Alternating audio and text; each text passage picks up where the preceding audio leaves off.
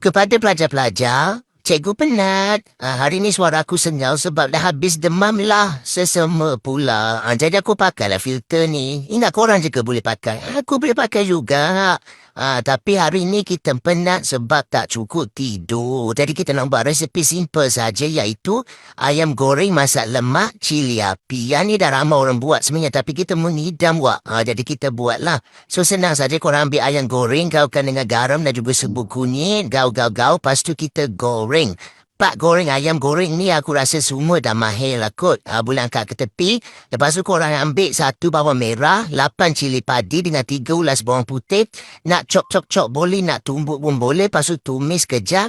Ambil 1 kunyit hidup. Lepas tu korang blend dengan air. Katakanlah kuning dia tu tak cukup. Tambahkanlah serbuk kunyit yang powder. Lepas masukkan ayam goreng tadi.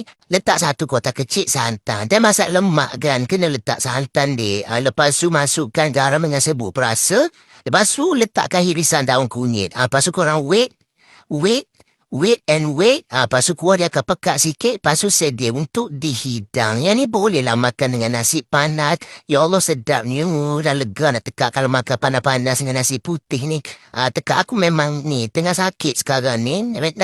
Tapi ni memang suara Khairul Hamim. Percayalah. Ini bukan orang lain. Ini memang Khairul Hamim. Macam mana aku nak bagi diorang percaya ni.